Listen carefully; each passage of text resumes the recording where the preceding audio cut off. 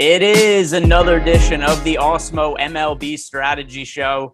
Rain, bad pitching. That's kind of what's dominated a lot of the MLB slates recently. But at least as of now, it doesn't look like we're going to have too many weather concerns. Bad pitching, though. Here's the good news, at least about the pitching.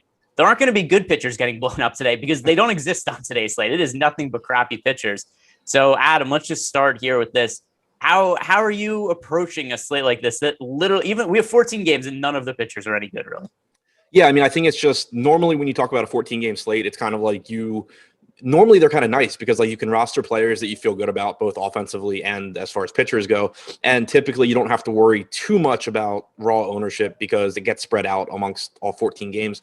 But I think this slate's going to play a little bit more like a smaller slate where I think leveraging against popular pitchers is going to be a little bit more important, or at least, there's more merit to it than there normally is on these big slates. And I think ownership in general is going to play just a bigger role than it normally does, because on a slate like this where there just is no pitching, you're still going to have popular pitchers because for one reason or another, different projection systems, the field in general is going to just push guys to the top and they're going to be rostered a lot. And whenever you get players that are popular as a result of the slate compared to as a result of how talented they are, that's when I really look to just kind of negatively correlate with the field in my lineup. So I think in that regard, it's going to just play like a smaller slate where there's a lot of variance, a lot of volatility, and you just kind of need to embrace it in tournaments. Yeah, and then one thing I mentioned before that is going to be a positive here. The only game with any real rain risk that I'm seeing right now is we do have about a 30% chance of rain in the Mets-Pirates game. Rain has been such a hindrance and been so annoying to some of these recent slates. At least yesterday's game, the slate got totally turned around. Like the stuff that we talked about on yesterday's strategy show was 100% relevant by the time the slate started. But at least the games got rained out ahead of time because it wasn't a thing like we're going into the slate where games were iffy and we didn't know. Yesterday, the Mets game got canceled well in advance. The Blue Jays game got canceled well in advance. So at least we didn't have to play weatherman before the slate started. So hopefully today there's no weather concerns and we could just talk about some of these games we're about to talk about. Also, guys, today's show is sponsored by PrizePicks. If you're new to PrizePicks, head on over to PrizePicks.com. Make your first deposit using the promo code Awesemo. Get up to $100 bonus on your first deposit. But jumping into today's slate, we have the Chicago White Sox taking on the Baltimore Orioles. Jorge Lopez, do we consider him the ace of the Orioles staff? I don't really know. I don't really know that the Orioles have an ace, but if they had one, maybe we consider it to be Jorge Lopez. But regardless, but he's hurt. Yeah, that is true. But means, is he coming back this year? I think so. I don't know. I haven't followed their bad, but I don't think it was like a long-term injury. Well, for now, anyway, potentially Jorge Lopez, the ace of the Orioles, taking on Dallas Keuchel and the Chicago White Sox. Basically, whenever anybody's on the mound for the Orioles at this point, the offense they're facing is going to be chalk. Today is no different. So once again, the Chicago White Sox picking up a 15% ownership share for a 14-game slate. That is a massive amount of ownership going to any one individual offense. So we have the Chicago White Sox as the most negatively leveraged stack on the entire slate. They do an 8.4% chance of being the top scoring team, but 15% ownership share. So, to me, this looks like a team that's pretty massively negatively leveraged given the size of this slate. I'm not all that interested in the Chicago White Sox as a stack. It feels terrible because the Orioles get blown up all the time, but just given where the ownership is, that's kind of where I stand right now. Yeah, same boat for me. And I mean, Jorge Lopez isn't terrible. Like, he's not good, but like you were saying, on the spectrum of Orioles pitchers, he's really not that bad. He has a 4.36 xFIP this year. He's allowed 1.5 home runs per 9, 21% strikeout percentage. Like, he's bad. He's probably not going to have a good game, but it's not like you're running out, some Matt Harvey-esque type pitcher. He at least has some level of ability. And on a slate where there's no pitching, it's really, really crazy to me how much ownership. Like, I don't think anybody should be getting that much ownership in terms of a stack because, you look at the White Sox, they lead the slate in top stack percentage, but only 8.5%. And that's a function of the fact that so many teams are in good spots. You're just going to get, it's kind of a crapshoot who's going to come out on top. This isn't one of those slates where you have a very obvious answer at the top. So going back to kind of what I was saying at the beginning, where, just avoiding ownership, I think is going to be of more importance on this slate than it normally is on big slates. Starting right here with the White Sox, there's no real reason that they're getting as much ownership as they are right now. Yeah, and the other thing too is when we talked about like yesterday, we were bringing up the Blue Jays as a stack, but this is going to seem silly in hindsight. But at least going into yesterday, we're like, hey, the Blue Jays are in a great spot. But otherwise, it looks like there was really good pitching options on paper. There was Max Scherzer, there was Yu Darvish. Both of them ended up sucking, getting blown up. However, going into the slate, it seemed like there was a lot of reason for the ownership to be funneled to the Blue Jays just because they were in such a better spot than the other teams. But you mentioned it there, which is really key. There are no really good starting pitchers on the slate. The highest priced pitcher that's picking up the most ownership right now, well, actually, the actual most expensive pitchers on DraftKings are Jake Odorizzi and Wade Miley, which is just absolutely insane. But that just goes to show the pitching options are really poor today. So therefore, it's hard to say any one team actually warrants having 15% ownership. So the White Sox do look like they're pretty highly over-owned to me. On the other side of the game, Dallas Keuchel starting for Chicago White Sox. I don't really ever roster Dallas Keuchel in DFS, but at the same time, I really ever stack against him. Dallas Keuchel, not terrible. He's definitely not nearly as good as he used to be, but still, he's a guy, very high ground ball pitcher. That's something that hasn't really changed at any point during his career. 56% ground ball rate this year. So there generally isn't a whole lot of upside in stacking against him. So the Orioles, a team that's also picking up a little bit of ownership, it's another side that I don't really have all that much interest in. Yeah, I think I'm more interested in some just individual hitters on the Orioles. Austin Hayes, Trey Mancini, Ryan Mountcastle all have a bunch of power from the right side. Hayes only 2,900 on DraftKings. I think it's a very good value. So is Mountcastle at 3,400. And Mancini is reasonably priced as well. Keuchel has allowed a 211 expected ISO to righties this year. He only has a 12% strikeout percentage against them as well. So while he is someone that gets a lot of ground balls, like you said, I think that the prices on those powerful Oriole bats are pretty appealing, given that they're going to be able to put the ball in play against Keuchel. Yeah, I get to see that also. And there's some guys, let's see, what is the price on Cedric? What is the price on Cedric Mullins? 3,400 on DraftKings. Yeah, I don't get how he never gets priced out. Like Cedric Mullins having a ridiculous offensive season, and he hasn't even had very many downticks. Like even if you look at his last 3 games, he's homered twice in his last 3 games. Cedric Mullins never gets priced up. He's legitimately among the league leaders in wins above replacement this year. He's having a great offensive season. Yeah, he has a 154 WRC plus this year. Yeah, and DraftKings 233 ISO, 15 stolen bases. DraftKings never prices him up. People never roster him. Still single digit ownership. So as a one-off, I could definitely get behind Cedric Mullins for today. Next game on the slate, a pitcher who I've picked on a whole lot as of late, Garrett Richards against Vince Velasquez. Richards was marginally better for the Red Sox the last time out, but they also had a very short hook with him. And, he's really, really struggling with not being able to use foreign substances anymore. He said so himself in interviews that he has to become a totally different pitcher. Every time he goes out and pitches now, it's a different pitch repertoire. He's throwing different breaking balls, different speeds, different grips. He's doing everything he can to change it up. As is, he wasn't having all that much success on the season, 4.88 ERA, 5.99 expected ERA. The total in this game is set at a massive 11 runs. I'm pretty sure that's the highest on the slate. Yeah, there is no game with a higher run total than 11 runs. Philly Red Sox, and that is even with this game being set at about a pick 'em. So looking at some of the overall ownership in this game, Philly is pretty popular. And even though in our top stacks, we do have them as negatively leveraged, I find it really hard to not pick on Garrett Richards a little bit just because of how poor he's pitched as of late. Yeah, there's so much upside here going up against him. Looking at his numbers before June 6th and after June 6th, using that as the sticky substance date, he wasn't good, like you said, but he'd allowed 0.75 home runs per 9, had a 4.59 xFIP, was striking out 20.2% of hitters. Since then, he's made 6 starts. His strikeout percentage is down to 12.1%. His xFIP is up to 5.76, and he's allowed 2.03 home runs per 9. So, it's gone from a pitcher that wasn't doing well anyway to a pitcher that's just getting lit up. So yeah, like there's ownership going to the Phillies, but I think that it is still a very, very high upside spot here, given that Richards really just doesn't know what's going on right now. Yeah, that's at Phillies that they are, like I said, a little bit negatively leveraged, but I still want to get stacks them just based on how much Garrett Richards has struggled. And I'm actually a little surprised to see the Phillies as underdogs in this spot because Vince Velasquez, he's by no means been good this year, 4.5 ERA, 4.5 at expected ERA. But I am so low on Garrett Richards now that I'm kind of inclined to just bet the Phillies money line at plus odds just because of how poorly Richards has pitched this year. And also, I'm going to look at what the Phillies team total is before we get started also. But Vince Velasquez on the other side, there's a massive total in this game, so that makes it tough to totally ignore the Red Sox. But another team that's picking up a good amount of ownership, 10%. And Vince Velasquez, I don't think it's as favorable picking on him, as I said, as somebody like Garrett Richards. So I prefer the Philly side of the game to the Boston side. Yeah, I think I prefer the Philly side in terms of just like chances that they absolutely blow up Garrett Richards. compared to Velasquez, but I do like going to some of the power on the Red Sox because Velasquez does struggle with home runs.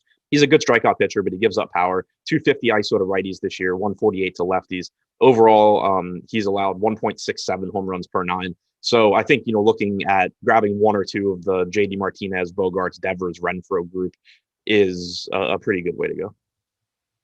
Yeah, I think, on one hand, I look at the price tags for some of the Red Sox guys and it seems restrictive. Devers 5,700, Bogarts 54, JD Martinez 55. But at the same time, there isn't much opportunity cost to paying up for offense on this. Like we talked about how bad the pitching is. So I'm not really considering the cost of stacks all that heavily today. So for sure, I mean, we could get to the high-end Red Sox guys a little bit easier on the slate than we could on other ones, just because, who are we paying up for a pitcher? Like, oh no, we can't pay up for Wade Miley because we rostered the high-end Red Sox guys. So not something that's all that much of a concern. Next game on the slate, the Kansas City Royals taking on the Cleveland Indians. Brad Keller against Tristan McKenzie.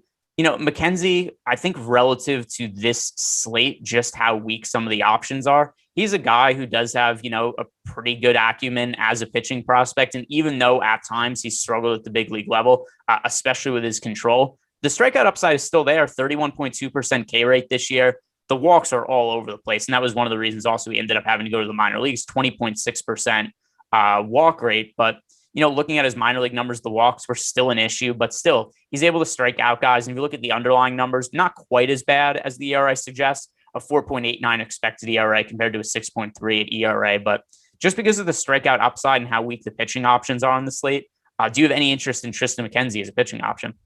A little bit because of the strikeout upside and the fact that he's projected for like 1% ownership. The issue I have is that he's $9,400. So one thing that DraftKings did very well on the slate is they didn't price a lot of the pitchers to their talent level. They priced them relative to the other options on the slate, which I think does make it's more difficult, in my opinion, more fun. But it's not a salary that I'm really liking for McKenzie. The other concern, and again, this comes into play because he's priced up, is that he's typically throwing like 80 to 90 pitches in his longest outings, but we've seen a pretty short hook on him in general. So there's no guarantee he even gets there. So I do think there's a lot of risk. There is reward. I mean, he comes into this game with a 31% strikeout percentage, which is obviously really good. A 20% walk percentage is absurd. But it's just, if you were a little bit cheaper, I'd be a lot more interested. Since switching gears a little bit, how do you feel on FanDuel? He's priced all the way down to 6,500, is also projected for less than 1% ownership. Relative to some of the numbers we have on the slate, we have him with about a 3.5% chance of being the top scoring pitcher overall. Less than 1% ownership at 6,500. How do you feel about him on FanDuel then compared to DraftKings? Yeah, I think it's more doable there if you're just going to like pay up for two offenses, because he does at least give you the strikeout upside. The issue again is like he's not. I'm pretty comfortable saying he's not giving you a quality start. So that's a problem. Like he hasn't done it once in his last 10 games. He just doesn't go deep enough. So you are kind of losing some of that upside on FanDuel where you get points for the quality start, but he can make up for it with strikeouts at that price. Yeah, the thing that's just so difficult about this slate, and even, I mean, right now in the YouTube chat, we had Robert Morelli just posted, Tristan McKenzie is no command. It wouldn't be in the bigs if Savali wasn't hurt. Yeah, that's probably true, but I mean, look at the other pitching options we have on the slate. Like what full 14-game slate has there ever been on DraftKings? We look at the top of the side and be like, oh, you know who the most expensive pitchers are on DraftKings today? It's like, hey, Alex Cobb. For some reason, Taylor Widener is priced at 10,000 today. That didn't even catch me until now that he's priced all the way up to 10,000. Jake Odorizzi 10,000, Wade Miley 9,700. Morton at the high end is definitely the best option, but still, I mean, this is a very weak pitching slate. So anybody that has any sort of upside, I think at least warrants some discussion. And Tristan McKenzie certainly generates strikeouts, but still more of a FanDuel play than a DraftKings play, DK only in play because of the strikeout upside and the fact he's picking up less than 1% ownership. So I'm going to play him at 2 or 3%. I'm overweight to the field, and I think that would be fine for tournament purposes. On the other side of the game, Brad Keller, a pitcher who does not have very much strikeout upside. He only has a 17.7% strikeout rate this year. He's also struggled in terms of run prevention, 6.39 ERA, 6.93 expected ERA. So Brad Keller's been awful this year, but Adam, do you think he's somebody who might bounce back? No, I don't think he's very good. When he first came up, he had some success, and it didn't make a whole lot of sense to me. Cost me money because I would take hitters against him and he would somehow pitch well. But now he's doing what I expected him to do from the beginning, not striking guys out, giving up power, walking more than 10% of hitters he faces. Just not a very good pitcher. giving up a 215 expected ISO to righties, 230 to lefties. I think the Indians look like they are in a pretty good spot here. Oh, I had switched to FanDuel pricing, and I was about to ask why Jose Ramirez was $4,100. $5,100 for Jose Ramirez, still a pretty good price tag. Franmil Reyes, I really like here because, normally he's someone that I think people target a little bit more against lefties, but Keller only has a 14% strikeout percentage against righties this year. So you're kind of alleviating those strikeout concerns with Reyes, and he's someone that hits the ball really far when he hits it. So again, that two-man Ramirez-Reyes stack looks really good, but Cesar Hernandez, Rosario, Harold Ramirez, Bobby Bradley, like these guys all are in good spots as well and can round out a full stack for you. Yeah, and I mean, the other thing to consider too is Brad Keller's numbers are so awful this year. Like splits, it doesn't make, like, he doesn't get anybody out. He doesn't get lefties out. He doesn't get righties out. He's probably wouldn't get pitchers out if he's pitching in the National League. So I don't have any issue picking on Brad Keller just based on his lack of success this season. Next game, a game that we talked about yesterday that ultimately didn't happen. The New York Mets are one of the largest favorites on the slate, minus 200, taking on the Pittsburgh Pirates. Taijuan Walker to me is a pretty high priority pitching option. It's funny because yesterday we were talking about Taijuan Walker as being a guy who looked way overowned relative to yesterday's slate. His ownership today is projected to be half of what it was yesterday. And obviously there are more pitching options on this slate, but I think Taijuan Walker looks pretty favorable when you consider a 9,000 price tag on DraftKings, only 15% projected ownership, a favorable matchup against the Pirates. I feel better about Taijuan Walker in terms of a floor than basically anybody else on this slate. Yeah, one thing I'll mention with his ownership is it's almost definitely going to increase because we have Blake Snell projected for 36% ownership on DraftKings, and that is like 100% coming down because Blake Snell might not even make this start.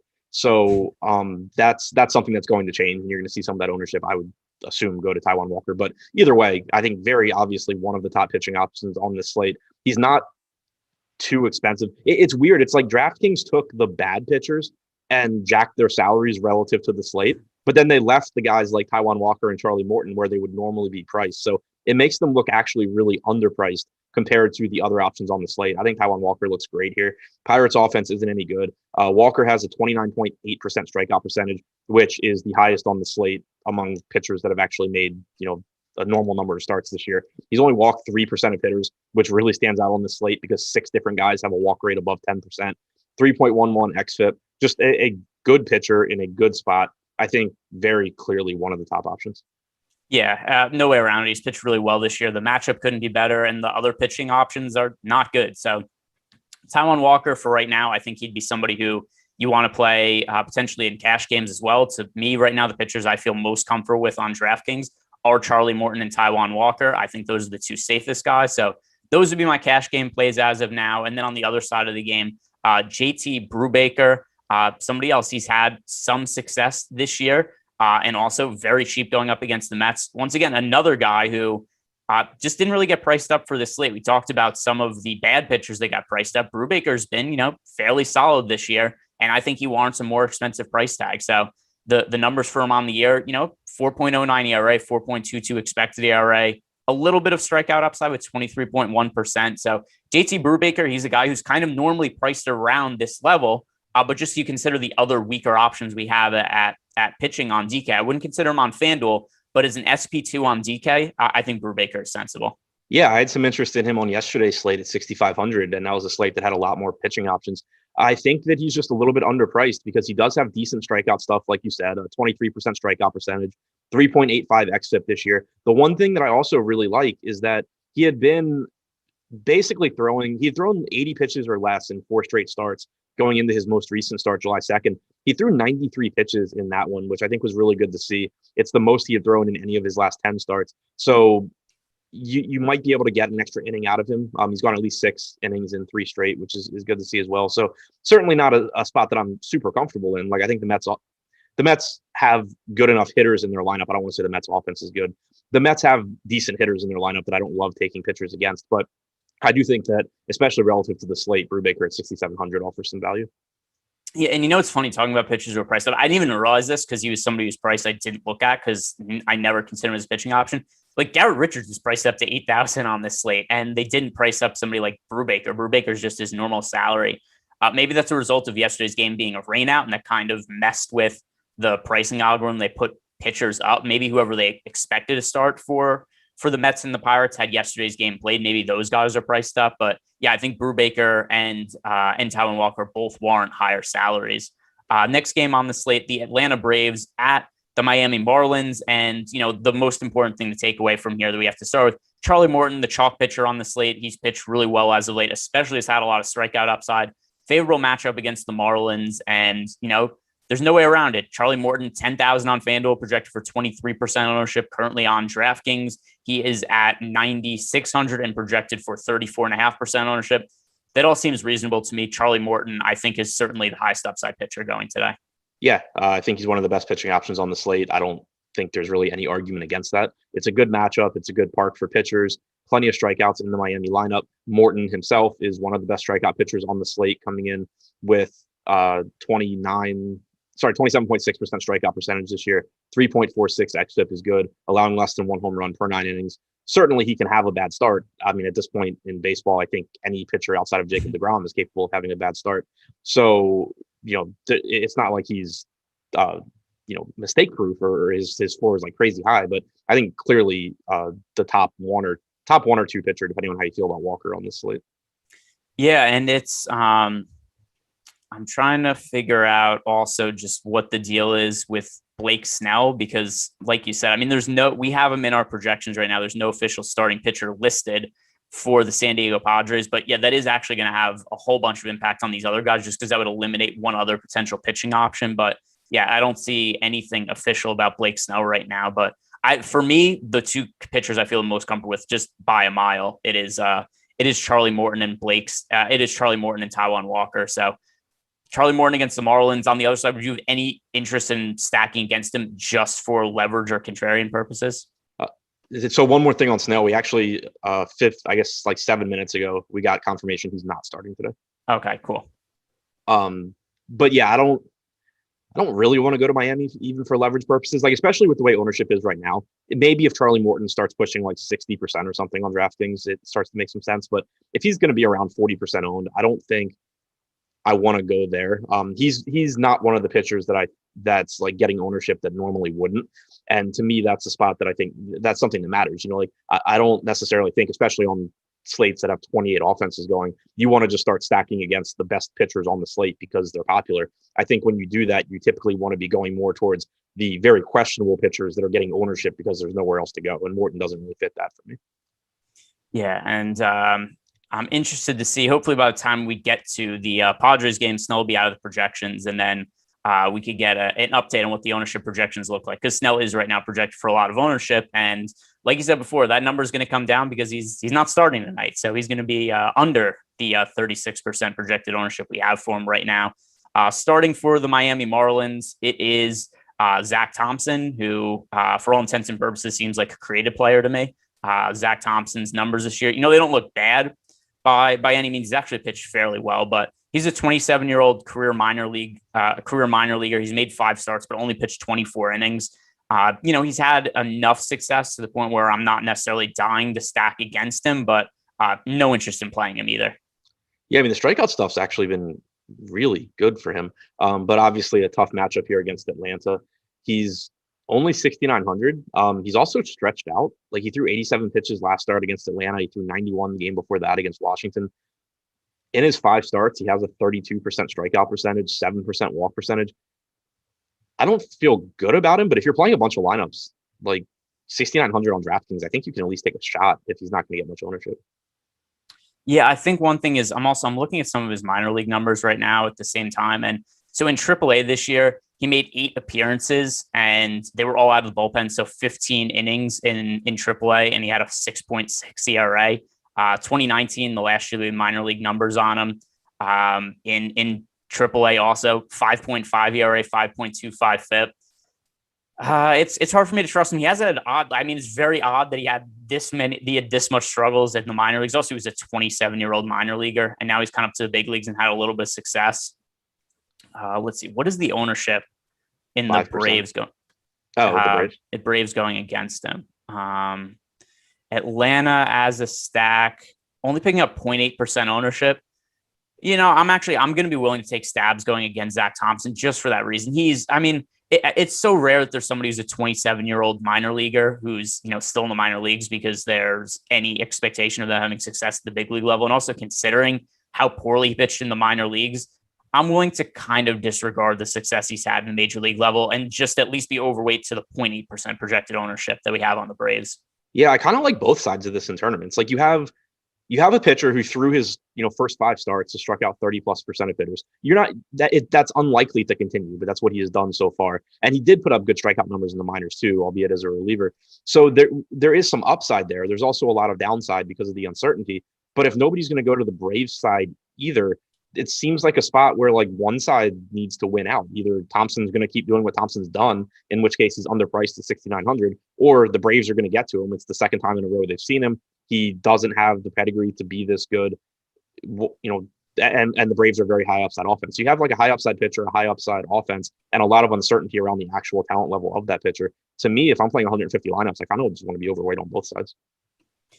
Yeah. I'm not sure I'm going to get to Thompson. I'm just looking at some of these minor league numbers and they kind of spook me a little bit. I mean, I wish he had made like a few major league appearances back when he was with the White Sox, just so we could go in and see like if anything's changed in terms of like velocity, movement, like anything. Because whenever somebody goes to a new team and then just like suddenly does well, there's a part of me that's like, oh, they fixed something in him. And it's really nice to be able to go back and compare, but we don't have any major league data for him in the past. So no real way to do that. No, and his minor league data is terrible. Like the stats we have on the minor leagues, he did have success as a relief pitcher in the minor leagues, but you look at him as a starter in the minors. Like even going back to 2016, he was a starter. He made 10 starts in A-ball, had a 5.6 ERA. 2017 in A-ball, he made 14 starts and also made some appearances out of the bullpen, 5.5 ERA. Then in 2018 and 2019, the White Sox converted him to a reliever. It was very limited appearances out of the bullpen, but, in 2018, he had a 1.78 ERA. So the results are all over the place. He's been super inconsistent from year to year. But I think just based on some of those struggles and how low the ownership is on the Braves in tournaments, I think I'm going to want to get to them more than 1%. It's hard to really stack every team on a slate this large, but, at least for tournament purposes, I see the upside of the Braves. So I think that's a spot that I'm going to want to get to. Next game here, we have another pitcher who's going to be chalk tonight, somebody who also we liked yesterday but didn't end up pitching. Alek Manoah pitching for the Toronto Blue Jays against Shane McClanahan. Manoah's had a whole lot of success this year, especially for fantasy purposes, a lot of strikeout upside.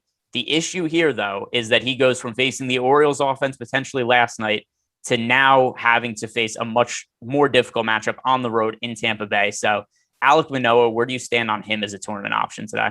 I still like the salary. I still really like the upside. He's getting a lot more ownership today than he was yesterday. Yesterday was only projected for like 14%. Today's at 32%. And I think you probably see that go up a bit when Blake Snell is removed as well. So it's a risky spot, but I do think that just for the upside, this is another guy where, if I'm just trying to get strikeouts from cheap pitching in tournaments, Alek Manoah definitely gives you that ability coming into this game with a 29% strikeout percentage. He has given up a lot of power this year as well, which of course is a concern against this Tampa Bay offense. Lefties in particular have done damage, 212 ISO against him. So that's not really what you want to see when you're going up against Brandon Lau, Choi, Franco, Meadows, Wendell, probably 5 lefties in the top 6 of this lineup. So very, very dangerous spot, but I do think that you should be getting to him in tournaments as well. But if he is going to be 32% owned, I really like going to Tampa stacks also. Yeah, the difference in price on it between FanDuel and DraftKings is wild. And this is also another one where when I was talking about Taijuan Walker and JT Brubaker, I think that the DK pricing algorithm got a little bit messed up by the rain games yesterday. So Manoah on FanDuel today is priced at $10,300. I think that's a little bit too expensive, but on DK's price all the way down at $7,000. His proper price is probably somewhere in between those two. So just with the pricing being incorrect, I guess the follow-up question I have here is going to be, for cash purposes, my initial read was I thought that Charlie Morton and Taijuan Walker made the most sense as a cash combination. But maybe would you prefer getting Alek Manoah in there just based on how high his ownership is and the salary savings he offers? No, I think I would rather get Morton Walker. If there's, obviously if you're sacrificing a ton at hitters, you can go to Manoah, but on a 14-game slate, I think there's gonna be enough cheap bats that I would rather go to Walker and Morton, because I do think it's a really dangerous spot for Manoah.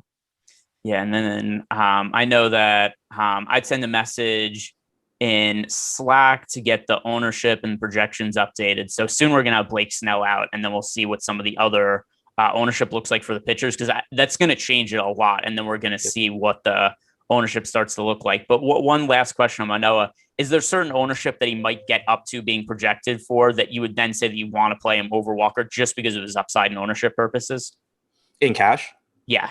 No, I don't really weight ownership that much unless it's like a tiebreaker. And I don't think that in terms of like range of outcomes, I don't really think they're comparable. So it would more come down to like how much do I have to sacrifice at hitter. But normally I think that there's just enough value bats on a slate like this that I'll be able to find the money for Walker since he's not really overpriced.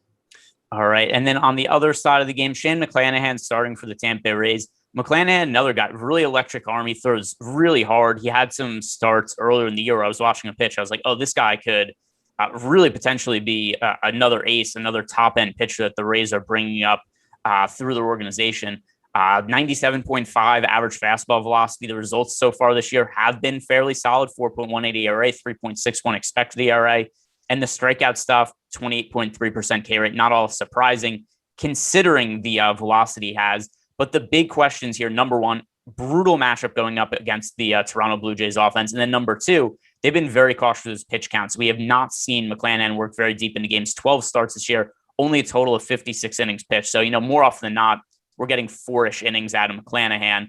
But what do you make of the matchup he has today against the Toronto Blue Jays? Yeah, I mean, I think the matchup's really, really difficult. I think, like you're saying, though, he's very talented. He gives you a lot of strikeout upside. The concern is how deep into the game is he going to go? Last start went 5 1/3, 71 pitches. Prior to that, he'd gone 6 innings twice, 87, 86, 89 pitches. So, I mean, if you're going to get 80 to 90 pitches from McClanahan, I think that he has upside here. It's just that I think the leash is probably going to be pretty short, too. Like, if you're in the 5th or the 6th inning and he puts a couple guys on base, you're probably going to see him get yanked out of the game pretty quickly. So I think there is some risk, but like looking at the ownership right now, and again, this is with Blake Snell still in, you have at 7,100, you have Kenta Maeda getting 29% ownership. You have McClanahan at 7,700 getting 8%, and you have Manoah at 7K getting 33%. I understand why Kenta Maeda and why Alek Manoah are getting that ownership, but like just looking at that trio, I don't really think that McClanahan is a 3-1 dog to any of those guys. Yeah, I think just based on the strikeout upside, I want to get at least some exposure to him in tournaments. And, the Toronto Blue Jays, as good as their offense has been, I don't really love this spot for them against McClanahan. I still think McClanahan's talented. He's had success this year when pitching, and Toronto is still really expensive. You look at the hitters, and, for good reason, especially coming off a series where they were just uber chalk against the Orioles and found a whole lot of success. If you want to stack these bats, Semien, 5,400, Bichette, 5,000, Vlad, really expensive on FanDuel and DK. He's going to be one of the most expensive hitters, pretty much every slate probably for the next 10 years. So are you willing to pay these kind of prices to roster them against McClanahan? I mean, at their ownership right now at 1%, they kind of just fit into like that Atlanta, the same thing we're talking about with Atlanta, where this is one of the highest upside offenses on any given slate. Yeah, it's a difficult matchup. It's not a great park. They only have a 4.1 implied run total. But in tournaments, especially the top heavy large field ones, you have to think about like what the top end looks like when your offense does well. And, there's some teams where it's like, oh yeah, they can score 9 runs, but they're just going to be like singles and doubles, back to back to back. And you're not going to get that many fantasy points. When the Blue Jays face a pitcher, like if McClanahan for whatever reason struggles today, the Blue Jays, when they take advantage, they hit home runs. It's doubles and home runs for this team. So I think whenever the Blue Jays are like 1% owned, I have interest in those larger field tournaments. Yeah, fair enough. I just think relative to the slate, I'm not sure I'm going to be able to get some just because I have to make the cutoff somewhere in terms of which teams I'm not stacking. But yeah, it is sensible if there's ever a time you do want to stack the Blue Jays, at least more in the field. I mean, there's very rarely going to be times where they're under 1% projected ownership. So they do have that going for them at least. Next game we have here, the Oakland A's in Texas going up against Texas Rangers. Cole Irvin on the mound for Oakland. He's pitched fairly well this year from a real life perspective. However, not a whole lot of strikeout upside. Jordan Lyles on the other side, also not much strikeout upside, but also hasn't had a whole lot of success this year. If we look at some of the stack odds on this team, Oakland is a team that has had one of the more favorable leverage scores for the last few slates. Yesterday in particular, where they were going up against Lance McCullers, they were a team for the early slate I was pretty heavy on, and while that in itself didn't work out, it did get me off of McCullers into some of the other pitchers who ended up outperforming him on that slate. But Oakland going up against Jordan Lyles, only 2.1% projected ownership. This is a team that I really want to prioritize stacking. Yeah, right now with the way ownership looks, they look like the top team to me in tournaments. Almost a 6% chance of being the top stack, which while that doesn't sound high, it's the fifth highest on the slate. Only about 2% aggregate ownership. You got Matt Chapman back in the lineup yesterday, which makes the lineup more formidable. Jordan Lyles doesn't strike out a lot of guys. He gives up a lot of power. This isn't the same Texas ballpark, now that they have the roof that it was, a couple of years ago or last year, I don't remember when they opened the new stadium, but it's not the same favorable hitting conditions, but it still can't really be much worse than hitting in Oakland. So I think it's a park upgrade for Oakland. And, again, Lyles just doesn't miss a lot of bats, gives up a lot of power. So far this season, he's allowed a 238 ISO to righties with a 212 expected ISO, a 190 expected ISO to lefties. So you get power here, Olsen, Chapman, Lowry, Laureano, Murphy, Piscotty, these guys all can do damage. So I really, really like Oakland if the ownership stays where it is. All right. Let's see. Do we have so Snell has been taken out of the ownership projections now. So I just want to circle back and hit on some of the ownerships for some of the guys we've already talked about. Taijuan Walker's still looking like not all that popular of a pitcher, 17% projected ownership. Charlie Morton now up to 33%. Alek Manoah, now the chalk pitcher of the slate on DraftKings at 38% projected ownership. He's the guy projected for the most ownership overall. Now over on FanDuel, Charlie Morton still the most popular expected starting pitcher, 24% projected ownership.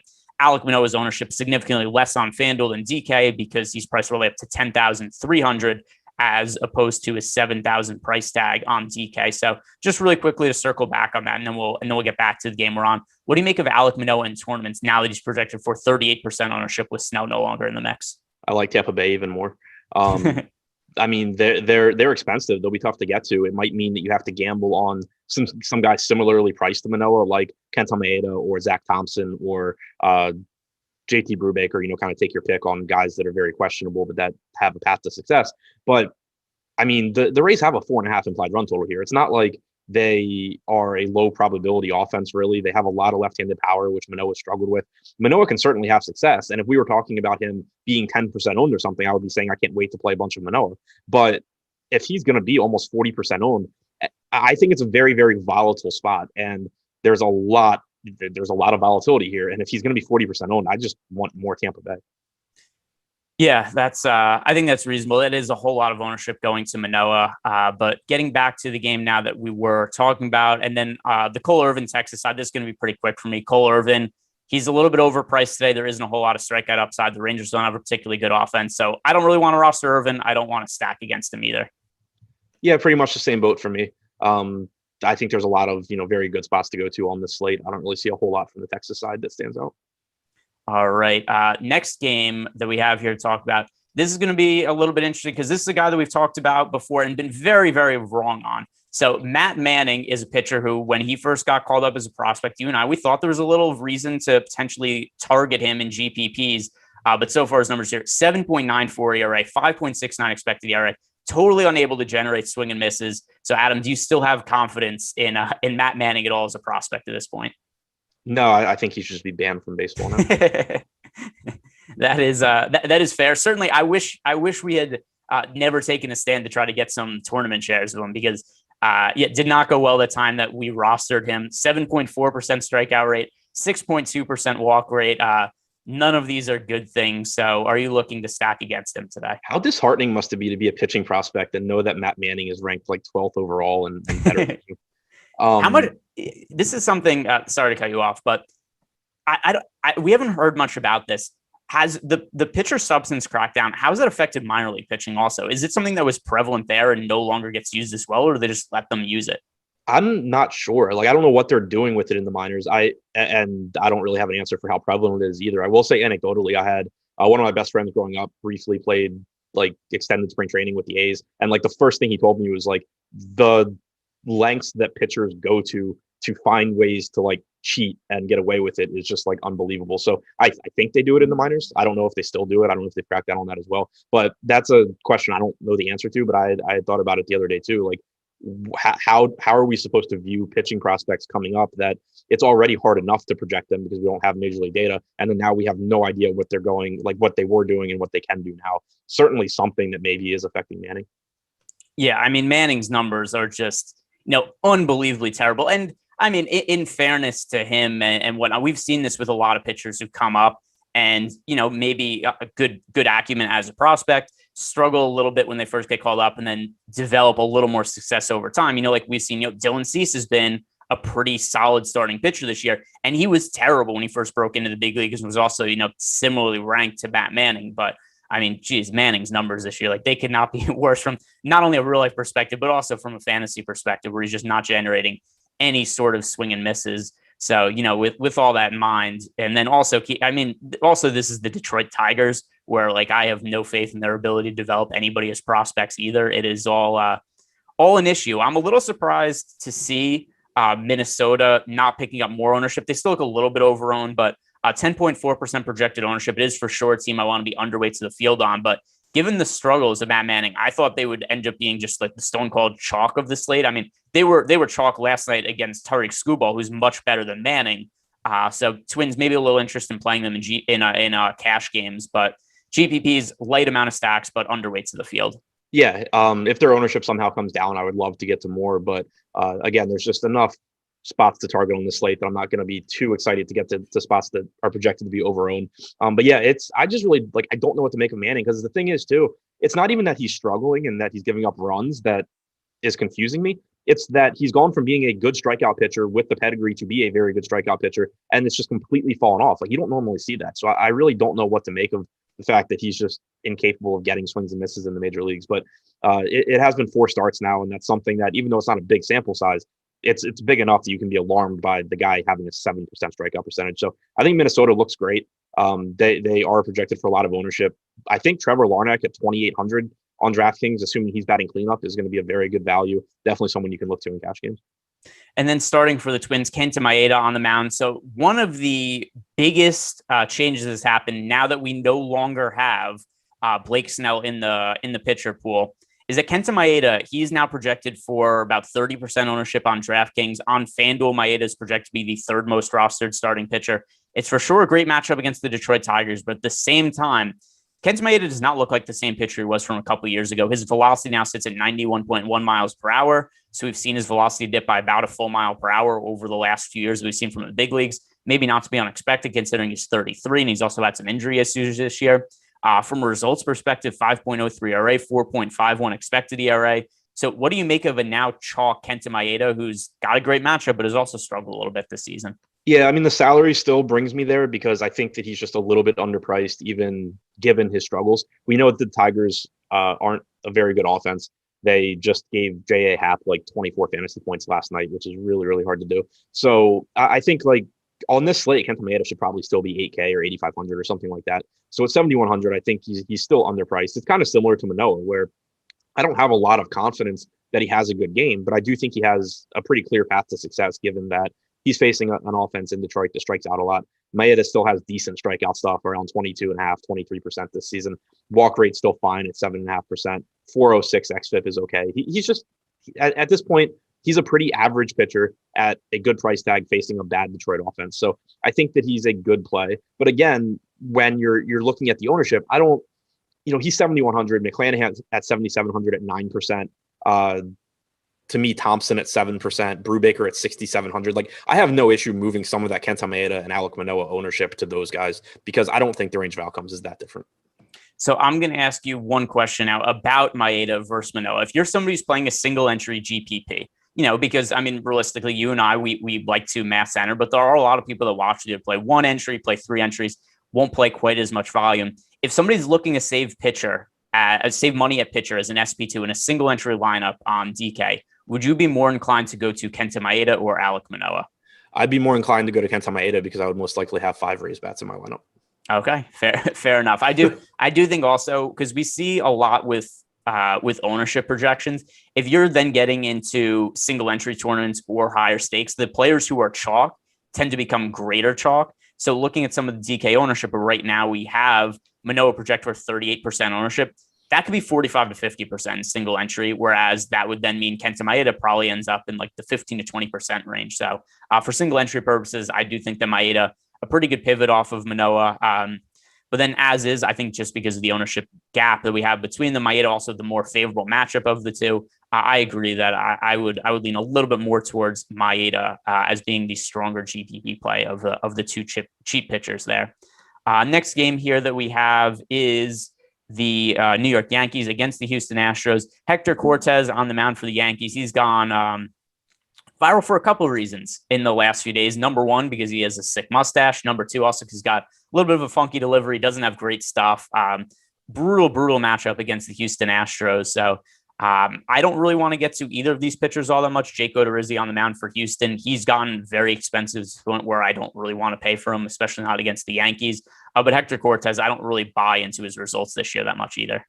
Yeah, neither do I. And he's unlikely to go too deep into this game anyway. I would expect around 4 innings or so. Brutal matchup against Houston. He's been fine. He's been extremely good against righties this year, but limited sample. So not buying too much into that. Going back to the 2019 season, he's been okay. 198 expected ISO, 25% strikeout percentage against righties. But again, this is just a Houston lineup. It's very dangerous. And I don't really see a need to go to Cortez here. Yeah, also Cortez, he's pitched. He's made 8 appearances this year. He made 1 start. That was last time out against the Mets. He did have good results, but like you said, we're looking at 8 appearances this year, 21 total innings. So that's not that we should expect me working all that deep into the game. Also a tough matchup against the Houston Astros. Then on the other side, Jake Odorizzi, any interest in paying up for him just maybe because the Yankees have been a little bit underwhelming this year? I'd be more interested if you were a little bit cheaper, but like, I don't really know how to get to Odorizzi when he's more expensive than Morton, when he's more expensive than Taijuan Walker. 24.4% strikeout percentage against righties is fine, but this is someone that for most of his career has actually struggled with right-handed power. That's been the case this year as well. Only a 146 actual ISO, but a 229 expected ISO suggests he's been getting pretty lucky there. So yeah, it's just really tough for me to go there given the other options at the top. Like I think I'd even rather go to Alex Cobb in that price range than go to Jake Odorizzi. And then on the flip side, any interest in stacking the offenses here? I have some interest in the Yankees. I always do. I know they've struggled, but we also know how much power they have in this lineup. And again, Odorizzi is someone that has had issues with right-handed power in the past. So I think stacking the Yankees, there's upside there. But also just one-off mini stacks. I think it's a very good team to do that because Odorizzi is a decent pitcher. Maybe he doesn't get completely blown up here, but there's a pretty good chance he gives up a home run or two. So I do like looking to some of these Yankees bets. All right. Overall, I think this is a game pretty low interest for me. I don't like the starting pitchers. Offenses, generally teams that I think make some sense to target. But for this particular slate, I don't think it's the best spot in the world. Next game on slate, one of the most curious prices we have here is the Cincinnati Reds taking on the Milwaukee Brewers. We talked about DraftKings and how they approached the pricing here a little bit, where they took some of these mediocre starting pitchers and really hiked up their salary just so we don't just have a whole bunch of guys that are basically, if everybody was priced appropriately on this slate, we'd have like 2 expensive pitchers and everybody else would be cheap. So as a result, Wade Miley priced all the way up to 9,700 on DraftKings, despite the price tag. Actually, some ownership going to Miley, 4%. I have no interest in rostering a 9,700 Wade Miley. On the other side of the game, I have no interest in rostering a 9,100 Eric Lauer. So what do you make of 2 starting pitchers in this spot who, are okay, not great, but are just way overpriced? Yeah, it kind of just makes it a game that I think is pretty tough to target from a DFS standpoint because I'm not rostering $9,700 Miley. I'm not paying $9,100 for Eric Lauer. I just don't really see a reason to. But neither pitcher is like total garbage either. So I'm not too excited about getting to the Brewers, especially their very expensive salaries. Cincinnati, 3.5% top stack percentage, 1% ownership share. So going a little bit under owned, and we do know they have a lot of right-handed power, but Lauer also I don't think is a terrible pitcher either. So kind of a just tough game to get to in general. Yeah, that's I don't really like either of the offenses, don't like the pitchers. I think this is a game where, 14-game slate, I'm looking for any way possible to try to shrink my player pool.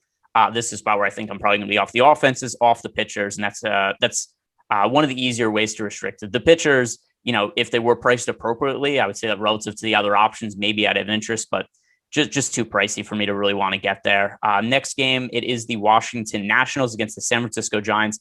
Game being played in San Francisco. Paulo Espino on the mound for Washington. And, if you just look at his numbers this year, just as is, they don't look all that terrible. Then you start to look at some of the underlying numbers for Paulo Espino and, 2.48 ERA. That's great, but he has a 4.48 expected ERA. He does not generate swing and misses. He puts a whole lot of balls in the air, 37.8% ground ball rate.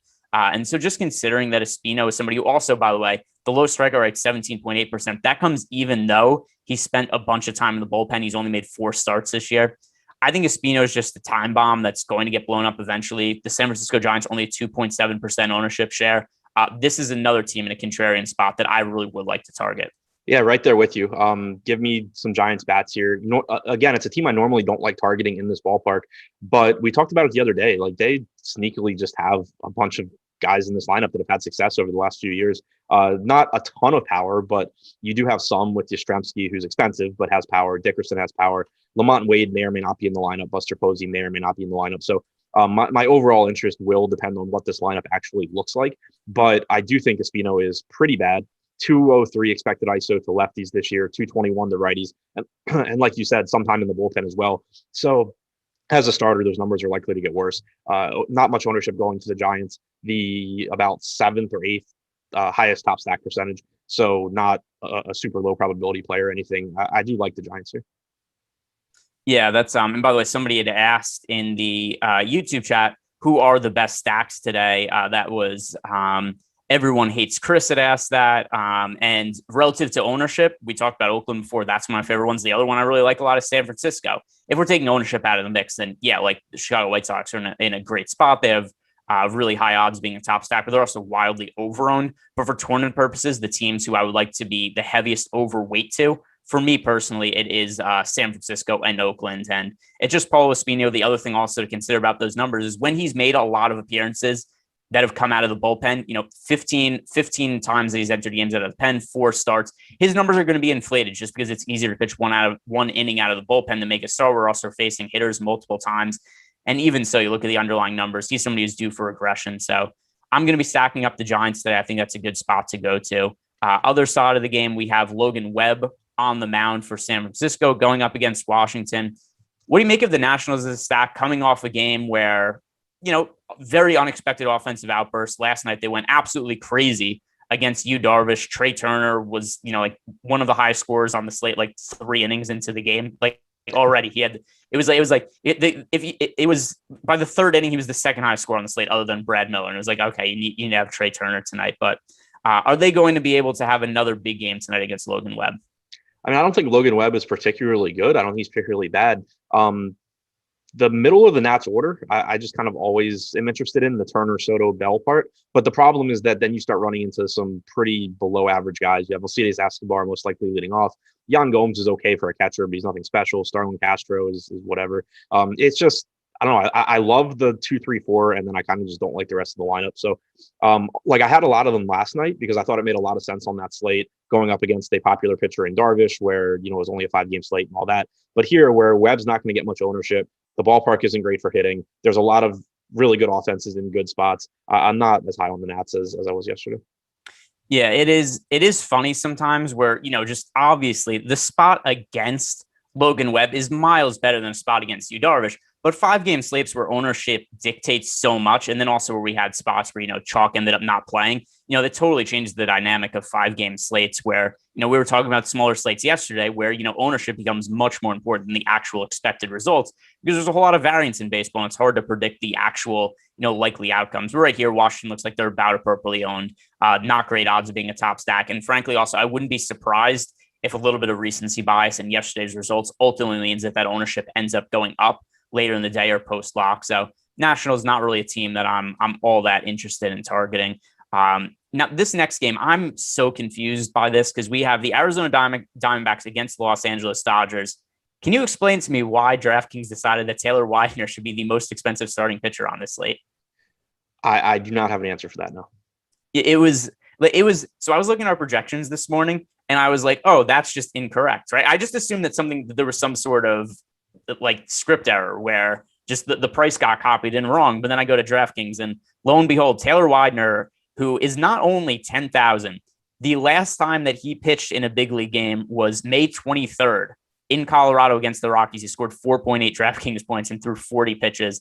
And inexplicably, he is priced up to 10,000. So no clue what to make of that other than just don't play him. It's very odd pricing, but is he somebody that you would like to be stacking against today? Yeah, I have some interest there. In his most recent rehab start, July 3rd, he threw 4 innings. So it's not I don't think it's a true bullpen game for Arizona, but I'm not expecting him to go too deep into this game either. But the Dodgers, obviously, a very high upside offense. Ownership about where it should be right now. We have them with the 5th highest top stack percentage.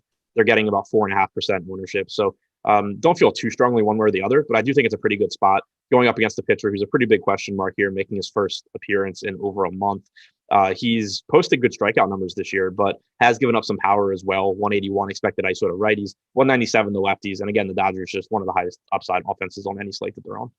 Yeah, and guys, if you have interest, if you like the tools that Adam and I talk about, something that's a big part of my process, I use a lot to build my DFS lineups.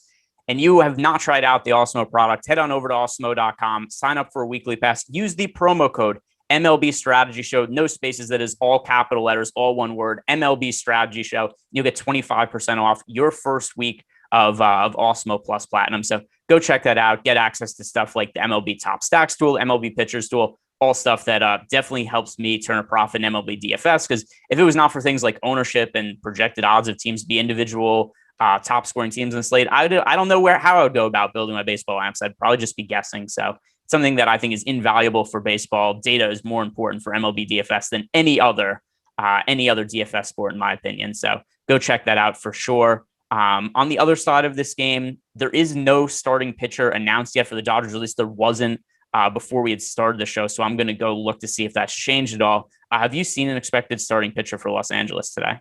I have not. Let's see. Looks like David Price could be starting. Now, with that said, David Price was supposed to work out of the bullpen the other day and never entered the game. So let's see what happens there. If it is David Price, I assume he's going to have some sort of pitch count restriction. Last time he made a start, he only threw 42 pitches. So for now, we'll just pump this on to later. I'm going to be doing live before lock tonight with Terry McBride. And then we're going to have a lot more information on the baseball slate, and we'll be able to share some wisdom there. Also, all the more reason, guys, like the video, also subscribe to the YouTube channel. And later on the day, we have the MLB Deeper Dive, which Adam will be doing. I'll be doing live before lock, and we'll know a little bit more about the pitching options. Hard to know what to make of Arizona or whoever is potentially starting for the Dodgers until we know for sure who's going to be on the mound. Next game here for the Colorado Rockies, Kyle Freeland going up against what is now going to be a bullpen game for the San Diego Padres. So first things first, bullpen game for the Padres, zero interest in me stacking the Rockies. They already have a miserable offense. Padres have a pretty good bullpen, so that's going to be no-go as a spot. But what do you make of Kyle Freeland going up against the Padres? Because Freeland was awful to start the year. He's actually been pretty good a few starts in a row. Kind of the inverse. As soon as the MLB changed the rules where it's like, hey, pitchers, you're not allowed to use substances on your fingers anymore, Kyle Freeland, maybe it was making him worse because Freeland's one of the guys who's been quite a bit better over the last few weeks. Yeah, right now, the thing that's kind of pushing me away from the Padres is just the ownership that they're getting. I'm sure a lot of that is just, a lot of ownership going to Tatis, but I think it's a decent spot. Freeland has given up power to righties this year. We know that there's a lot of right-handed power in this lineup, but they're in the middle of the pack in terms of top stack percentage, just shy of 4%. They're projected for over 6% ownership. So if that holds, I probably just won't get to that much because there's a lot of other offenses that look a little bit better in terms of their chances of success relative to ownership. But just talking about the spot and kind of ignoring ownership for a minute, I do think Tatis looks like one of the best shortstops, obviously. I think Machado's in a very good spot. I like the salary on Myers. So it's a good team. A lot of it just comes down to ownership as far as how much I would expect to get to. Yeah. As for Freeland, he's somebody who actually, there's been spots where I rostered Freeland recently. The last game, actually, he pitched. He saved me on that slate. He was going up against the Cardinals in Coors Field. The Cardinals were an uber chalk stack on the slate. I hardly played them, and I rostered some Kyle Freeland at like 1% ownership just for leverage purposes. And he didn't pitch particularly great, but it was a Coors Field game. He made it through 6 scoreless innings, 3 strikeouts, 3 walks. We certainly got a little bit lucky, but Freeland's a guy who right now, seems to be at least pitching better than he did earlier in the year. He's also a pretty high ground ball pitcher. So he's at least been solid enough to where I think that the Padres might be going a little bit over-owned on this slate. But final game here to talk about now, the Los Angeles Angels against the Seattle Mariners. Alex Cobb against Marco Gonzalez. Marco Gonzalez could not be pitching worse right now. Gonzalez, also somebody who that same slate that we had Kyle Freeland start on the other day. Marco Gonzalez was a chalk play on that slate, and it did not go well at all. I think he ended up scoring something like -7 or -8 fantasy points. The numbers on the year for Marco Gonzalez: 5.82 ERA, 8.5 expected ERA. So it's not often you see somebody with an ERA of nearly 6, and you could say that, well, he's been lucky to have an ERA that's only at that level. So I look at the Angels, another team that I want to be well over the field on in terms of stats, only 1.8% projected ownership. Marco Gonzalez just does not look like he belongs in the big leagues right now. I don't think he get out any big league hitters. So the Angels, a team that's also not all that expensive beyond Shohei Ohtani. This is a team I want to stack. Yeah, right there with you. Projected to be one of the most under-owned teams on the slate. Gonzalez has allowed an expected ISO above 300 to hitters from both sides of the plate this year. Don't sleep on Shohei Ohtani just because it's lefty-lefty. He still rakes. Gonzalez doesn't get anyone out. So still go there. Jared Walsh is really expensive, but I think someone that you probably want in your stacks too. You probably get Goslin in the lineup for cheap. Stassi's okay. Ward's okay. It's never my favorite team to stack, but I do think that they're going on their own, and I do think they're in a very good spot here against Gonzalez. Yeah, that's totally how I feel as well. This is another team pretty high priority. My 3 favorite stacks for the slate now that we've hit on everybody. So relative to ownership, my favorite stacks tonight are the Giants, the Oakland A's, and the Los Angeles Angels. I know that you like the Rays a lot just for leverage purposes, but overall, I think we're on a lot of the same teams. But Alex Cobb, last pitcher to talk about. I know you briefly mentioned before that he could be somebody that you have interest in. So tell me what you like about Alex Cobb today. The strikeout stuff's back this year. He's someone that like years and years ago was good with Tampa Bay. Then he had some arm injuries, kind of just like lost his best pitch, which is some sort of splitter changeup thing. You'd see with the Orioles from time to time, it would come back and he'd get a bunch of strikeouts and be a kind of exciting play, and then it would disappear again. But he's been piling up strikeouts this year, 26.7% to lefties, 27.9% to righties, only a 117 expected ISO allowed to righties, sub 100 allowed to lefties, facing this Mariners team that has plenty of strikeouts in their lineup. I don't think he's a better play than like Charlie Morton or Taijuan Walker. Like I would rather go to those guys. I think he's a little bit overpriced, but the ownership, I mean, he's only projected for about 9.5% ownership. We have him with the 3rd highest top 2 pitcher percentage on the slate, actually higher than Walker. So, you know, I just think that Cobb's going a little bit under-owned given his upside and given kind of the lack of high upside pitchers on the slate. And then one more thing before we finish here, because this is going to tie into Everyone Hates Chris. He had asked you have a favorite prize pick for tonight. By the way, PrizePick is the sponsor of today's show. If you guys are new to PrizePicks, head on over, use the promo code Awesemo when you make your first deposit. Get up to a $100 match deposit bonus the first time that you make a deposit. Alex Cobb, his over/under for strikeouts over at PrizePicks, 5.5. My favorite one. Saved it for last year. Alex Cobb over 5.5 strikeouts. Is that something you'd be on board with, Adam? Yep. All right. So that is where we're going to close today's show. Guys, thank you very much for watching. If you've not done so already, do us a favor, like the video, also subscribe to the YouTube channel. Coming up later in the day, Adam's going to be on the deeper dive. I'm going to be on MLB Live Before Lock. MLB Before Lock Live, I was about to say, had the words. Listen, been talking, it's been a lot of games, been talking for a while. But guys, thank you very much for listening. Tyler, play the music out.